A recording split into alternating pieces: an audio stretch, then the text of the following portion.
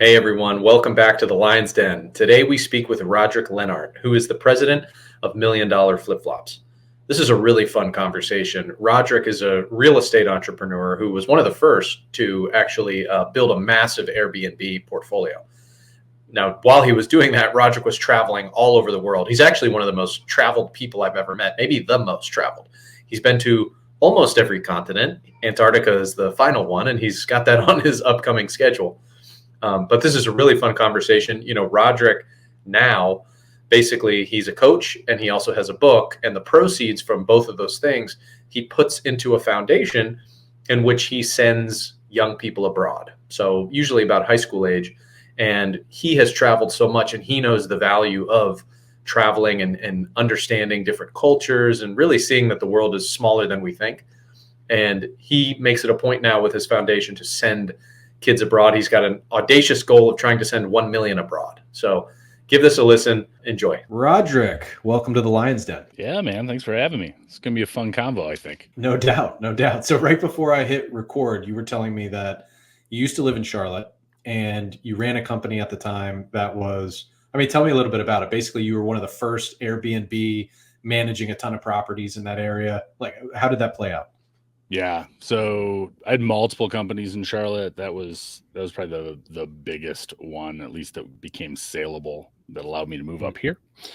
But spent 20 years in real estate development construction, did, somewhere around $100 million over that time. And I just have my own Airbnbs, and similar to every other, I've started a dozen businesses. Every other one I've started was I'm doing a thing and somebody says, hey, I need that thing. And then it turns into this 7-8 figure operation. You know how that goes. So market demand. But yeah, I had all my own Airbnbs at the time, way before the market was saturated. And a lot of people said, look, I want to do it, but I don't have the time to put in managing cleaners and fixing stuff and handling cancellations, dealing with guests, etc. So I was like, all right, well, I took on a couple guinea pigs.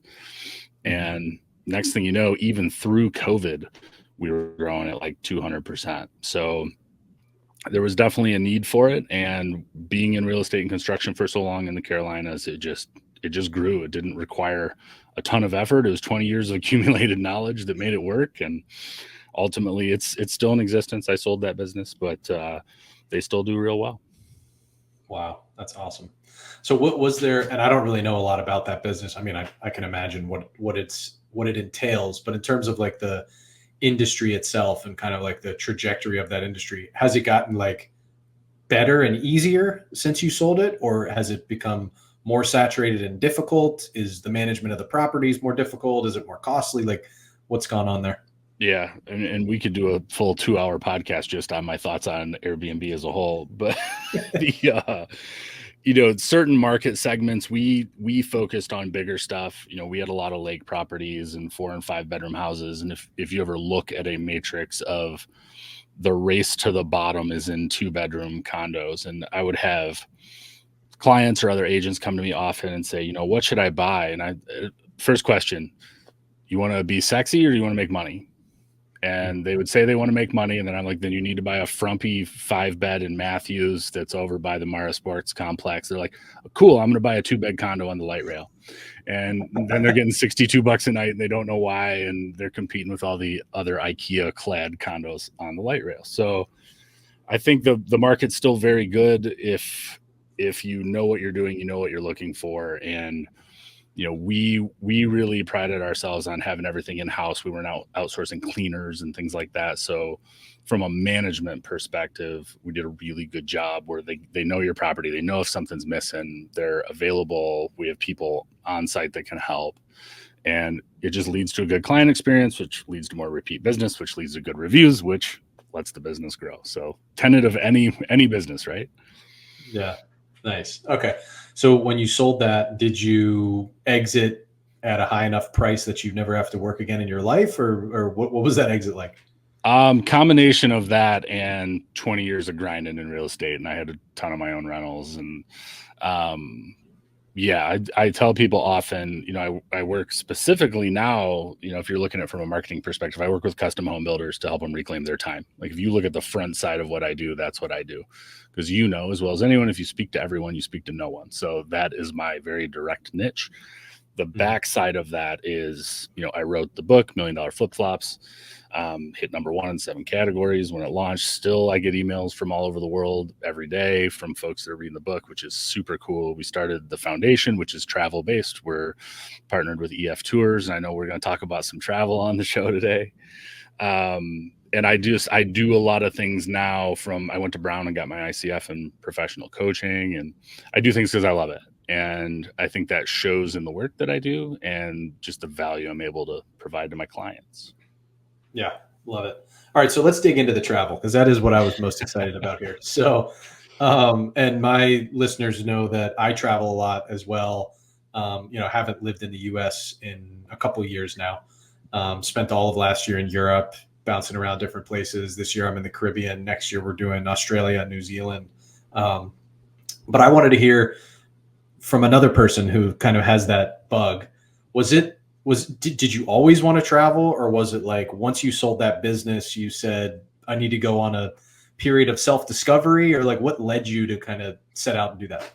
I think the important thing to note here is I traveled a lot while I built these businesses, and that's what I help other business owners do. We have this notion, certainly in the West, that I'm going to be 65 and I will have achieved the pinnacle.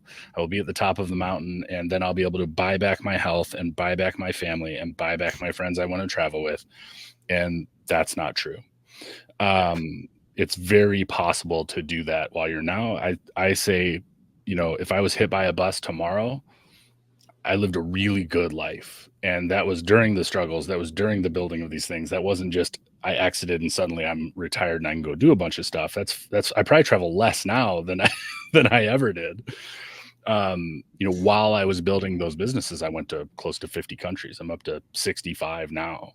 So I've been to literally every corner of the globe. I've went completely around the world multiple times. I mean, there's a lot of travel stories there, but what inspired all of that, and it's honestly the inspiration for the foundation, Send a Student Leader Abroad, is I was 13 years old. And if you've ever heard of EF Tours, are you familiar with EF? Mm-hmm. So yeah, $7 billion company, 70,000 employees. And the people think, middle school kids that go to Europe is the easiest way to explain what they do. They're school educational based programs for typically middle schoolers, high schoolers, but they do a ton beyond that. And when I was 13 years old, that trip was presented to me in school, and I grew up with no money, and I knew we were not spending $3, $4, $5 to send old Rod to Europe. Like, wasn't happening. was not in the cards. Because ultimately, man, like that's why I'm an entrepreneur, is because I learned when I was 5, 6 years old, like mom and dad aren't buying anything. So I need to figure out how to sell golf balls at the end of the street, make a deal with the guy up the street that has corn in his yard and sell the corn in my yard and give him some of the profits, like just crazy stuff, right? So I could buy a Nintendo, I could buy a bike, whatever. Like those were my early entrepreneur days. But I still remember my mom and dad screaming about it at the kitchen table, which was 8 feet from my bedroom. And ultimately mom won, as she often did. And I went on that trip to Europe, and we went to London and Rome and Paris and Pisa, I think was the 4 main cities.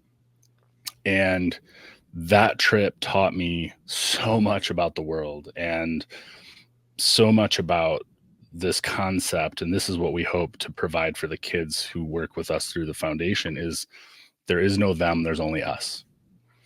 And I think that travel is one of the only things that can teach you that. You can watch documentaries all day, but when you go to the other side of the world, you immerse yourself in another culture, you start to realize everybody wants the same things as you. They all want a warm meal. They all want a roof over their head. They all want a better life for their kids. And you start to pull the veil down from our history, which is a history of who we're taught to hate. And at any given time, we got to hate the Russians. We got to hate the French. We got to hate the Spanish. We got to hate. It's always who do we have to hate now? And if you asked 100 people in a room, do they know any of these people? What are they going to say? Well, I don't know any of those people. Then why do we hate them? and I think travel dissolves that. So that's our goal, is to send 1 million kids abroad on life-changing trips through the foundation. So I could go on for hours. I'll stop there. Does that long-winded answer your question? No, it does. And I mean, I totally agree. As somebody who travels, it's a conclusion that is inevitable to draw when you travel and you find yourself in a place where you're meeting some people and you realize, hey, they laugh at my jokes. Maybe my sense of humor isn't American. Maybe just funny things are funny to everybody. And you're right. They all want the same things. They want opportunity. They want love and fun and adventure and all the same stuff. So, Yep. I remember when my little sister was, she had an opportunity to like finish high school early, and I totally pressured her into doing that. I was like, you have to finish high school early and then go to Europe for that second semester that you don't need to be in school. And I'll hook you up with somebody I know over there. You can work for their business or whatever. And she ended up spending it in Spain and came back an adult. Like, Yeah. You can grow up quickly when you get that sort of perspective shifting type of experience, which is awesome. Okay, so you have this foundation now, and what age kids do you send abroad? Or is it a mix? It's a mix. So right now we're in the process. We had 100 schools, which we're going to have an update on my podcast about the foundation. We try to keep people up with what's going on there, but we had 100 schools apply to be the pilot program. Mm-hmm. And we've narrowed it down to 7, and myself and the board will pick the school. It'll probably end up being a high school just because of the qualifiers that we had in place. They have to run multiple programs, et cetera. But yeah, it's middle school and high school kids, and it's really meant for the crux of the program is I want to help that kid that was me who thought he couldn't go. My parents put themselves in a financial burden to send me just because my mom was powerful. But it's the kid that they've got the grit, they've got the hustle. The teacher knows that a trip like this will change their trajectory, but it's just not in the cards for them. We want to make it possible for them, and it's very education based. It's a 12-month thing. They learn a lot. They have to submit little business plans, and they have they've bi-weekly meetings, and we bring in guest speakers, and it's designed to give them a lot of value. And ultimately, if they can't raise the money for whatever reason, we step in and we pay for the trip, so they're going on the trip. So gotcha. That's kind of the nuts and bolts of how it works. And where do you send them? Is it always Europe? Depends on the school. Depends on the school and where they're going. So like out of these 7, I think 4 of them were to Europe, 3 were to Central America. Okay, gotcha. Man, that's awesome. I want to learn more about that. Maybe get involved, honestly. Send a student leader abroad.org. That's right. All right, we will link to that. So your travel. Like I said before, I've done Europe pretty extensively, done a lot of South America, Central America. I have not done any Africa or Middle East. I did go to Tokyo and Hong Kong, but like that was the extent of my Asia travels. What am I missing? What were like the top?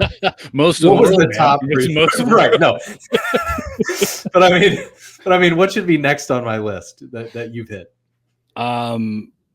Costa Rica is kind of every young yoga lady's dream, but it's still one of my favorite places on earth. I lived there for a while. Thailand is at the top of my list currently. We go every year. I love the Asian countries, but I've been all through Africa. I've been all through the Middle East. I mean, there's something to offer. The only place I haven't been is Antarctica, and that was thanks to COVID, and that's now on the books for 14 months from now. So nice. I still say I did it. Nice. In Thailand, what do you love so much about there? Is it the beaches? Is it the people, the food? I actually like the mountains better in Thailand, like Chiang Mai, Chiang Rai areas, but okay. It's incredibly inexpensive. You can live like an absolute king in Thailand. I'm talking, you've got a condo and a cook and a butler, and for $2,500 a month, like that's a reality. And gigabit Wi-Fi, an amazing coffee culture. Like I'm a coffee nerd, so amazing coffee culture there. And it's all local. They're growing it in the mountains. They're roasting it right there. You're having the cup that morning, you're in the middle of it. And the people are just, they call it the land of smiles for a reason. Like the people are just the friendliest people on the face of the earth. And I would say that about a lot. We did a little while in Vietnam last year too. And same thing, like just the sweetest people. Wow. So, the reason we haven't really gone that far east is because of the time zone difference. And all of our clients are in the US. And so we're like, do we really want to go farther east than Europe? It's going to get really complicated. How do you manage that? I mean, all of my clients at this point are private. So, worst case scenario, I'm getting up at 5 or 6 to do client calls, and I take less than 20 people at a time. So I don't have a monster roster like I used to. That was a concern much more so, say, when I was building the construction company. And I think that's when I was in Costa Rica most of the time, Peru, Colombia, Ecuador, trying to stay, to your point, kind of in that, at least I'm only 2 or 3 hours different time zone. Yeah. And I think many more entrepreneurs need to at least test this out and travel. I mean, you get all the benefits of traveling, but I think the time zone thing can be used as like such an advantage. Like anytime we're in Europe, and we try to go there every year for like the summer months. I love lazily waking up in the morning because the East Coast US hasn't woken up yet, right? So Yep. I just kind of like lazily wake up at 9 a.m. when I'm in Europe, drink my coffee, have a leisurely breakfast, go to the gym, relax. I don't actually have to start working until like 1 or 2 p.m. And yeah, I have to work a little bit later into the evening usually, but I love mixing up my year so that sometimes that's my daily life as opposed to the normal, 9 to 5 or whatever when you're in East Coast time.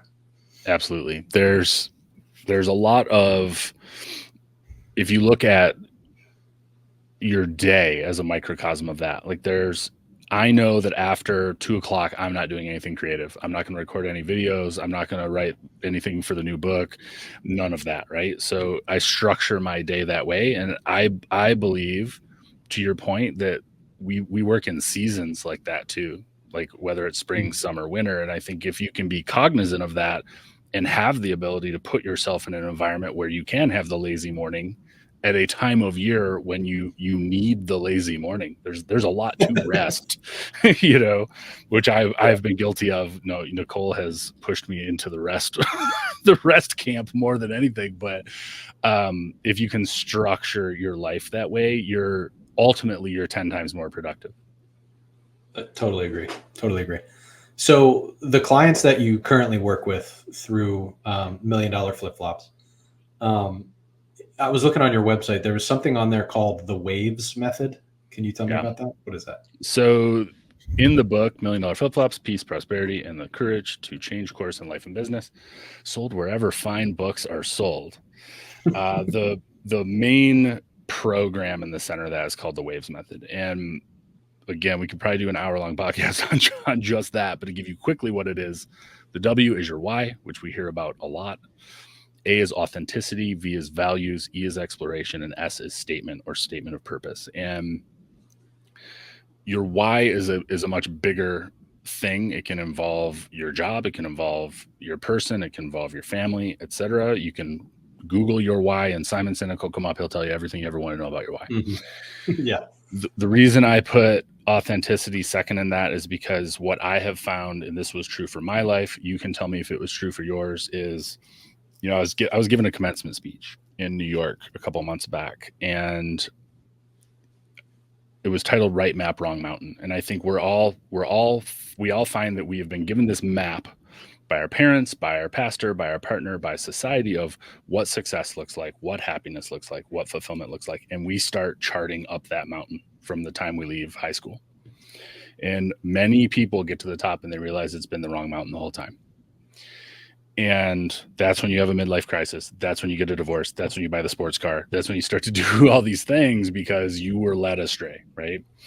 And so when I say authenticity, I mean that all this work that we do in the Waves method, and if you go through the book or go through the journal that accompanies the book, it has to be for you. It can't be clouded by what somebody else wants for you. And that's easier said than done. And we give you the tools to help filter that out so that when you move into the V in Waves values, you're doing that from a place that is 100% you and not somebody else, because your values, and you can probably guess what mine are: freedom, autonomy, community. There's these things that drive me that if I almost killed myself when I was 24. I was making more money than I knew what to do with, and I was suicidal. Why did that happen? Because I wasn't honoring my values. And when we stray too far, nature has a way of slapping us and bringing us back. So it's important that we identify those things as an exercise and not just when life smacks us.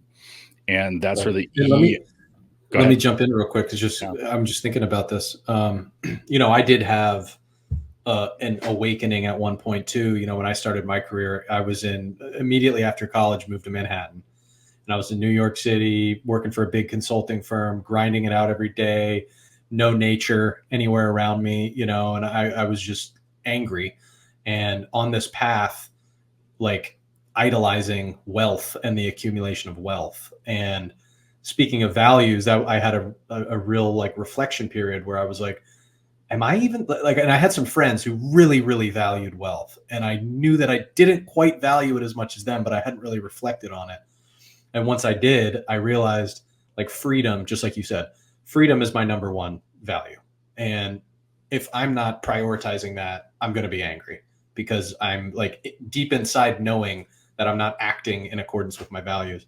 And so as soon as I kind of realized that, left New York, moved back to greener pastures and started to pursue my business career that way, I actually had more success, which was kind of funny, because I was just being so authentic. So I'm totally with you. Yeah. I mean, most people don't know why they want the wealth in the first place. And if you really get down to it, it's because they want to do what they want, when they want, with who they want. Well, you don't need $100 million to do that. Yeah. But anyway, so, going through those values exercises, that's why they're so invaluable, pun intended, because the E in waves is exploration. So to your point, everything's shit. Can we cuss on this podcast? Things just aren't going your way and you don't know why. And you can go to that values list after doing this work and it will tell you why, just like your situation told you why. And same thing in the highs of your life. Everything's flowing. I'm making money. I'm happy. Everything feels great. Why? Well, it's because I'm honoring those values. And until you take the time to work with them, you're just throwing spaghetti against the wall for 60 years and then you call it a life. And we take all of those tools ultimately and we build your statement of purpose. And that's a very individualized thing for you. And ultimately what all of this does is it builds you a decision filter. So when you're deciding to move to those greener pastures, does it match my why? Yes. Okay, check. Does it meet all of my top 5 values? Check.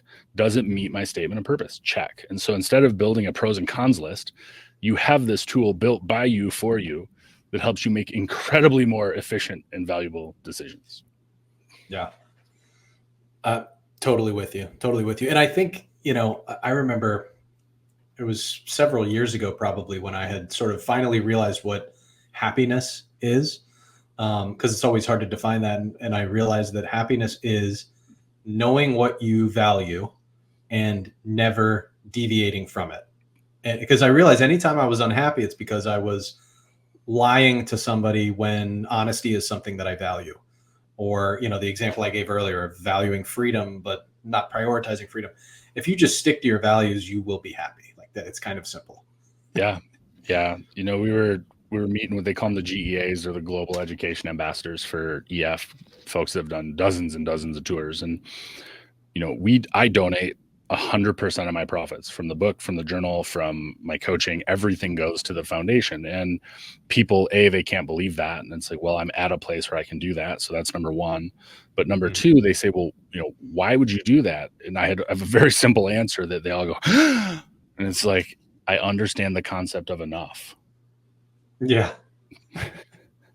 It's I don't need a jet. I don't need a different yacht. I don't need, I'm good. Let's put it to a broader use. Yeah. I love that. So what's, so you said Antarctica, is that next on your list? Do you have other travels also high on your list? What's going on? I don't have a lot of, I've been pretty much everywhere in the world I've wanted to go. I'm doubling back on a lot of places because now I take Nicole. So I'm like, damn it, it's the same country again. Like I've been here 12 times. But yeah, Antarctica is definitely up there because when I left high school, man, I had 2 goals and I had no clue how I was going to achieve this, but I wanted to go to every baseball park and every continent by the time I was 40. And I did every baseball park by the time I was 38, including the World Series. And my Indians were in the World Series, Cleveland Indians. And Antarctica, I would have done a month after my 40th birthday, and then that's when COVID hit. So it wiped everything out, and now it's just this thing in the back of my head, man, where I'm like, I cannot die having not gone to Antarctica. So it's high up there. It's high up there. Yeah. Are you going to leave from like whatever that is, the Cape of Good Hope or whatever's at the bottom of South America? Yeah, leave out of Ushuaia, but I'll probably do Costa, spend some time in Ecuador and Peru, and then work my way down. Some guys I did a trip with in Chile, they do a kayaking tour through the Patagonian fjords, which I think would be amazing. So I want to work that in. And then you can get, those Antarctica cruises we're kind of going a little bit off topic, but those Antarctica cruises are, 10, 15, 20 grand, like depending on which one you pick. But if you go down and you're just there and you can be a standby, you can get on a really nice first class cruise for half price. And I'm like, worst case, I'm hanging out in Patagonia for a few weeks and then I'll book one. But, I'm down to try. Interesting. Okay. That is a good pro tip. And this isn't off topic. We're talking about travel. Have you hiked the Inca Trail to Machu Picchu? Yes. And I've done Huayna and got the proverbial snapshot of Machu Picchu from the other peak. Yeah. Amazing. So I mentioned Australia and New Zealand we're hitting next year. Did you spend time there?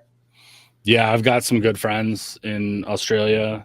My last coach was out of Australia. So I did like the normal camper van trip, and that was during the fires actually. So I was driving through like while everything was on fire in Australia, but did New Year's down there in Melbourne. And yeah, we hit just about everything. I didn't make it up to the Great Barrier Reef. We started in Brisbane and kind of went all the way down through Adelaide and then back. Okay. Yeah. We were thinking of starting in Brisbane, also going north, Gold Coast up to Cairns and everything up there, however the hell you say that. Yeah, I got a bunch of buddies down there, so let me know. Okay, sweet. Appreciate that. All right, well, I think we can kind of start wrapping up here. Is there anything that I did not hit on? Any other topics you want to hit right here at the end?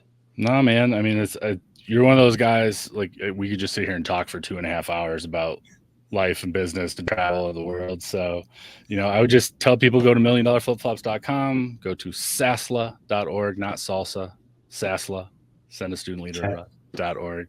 Check out the foundation, check out the book, pick up the book. Again, 100% of the proceeds go to the charities. So I just had a blast talking with you, man.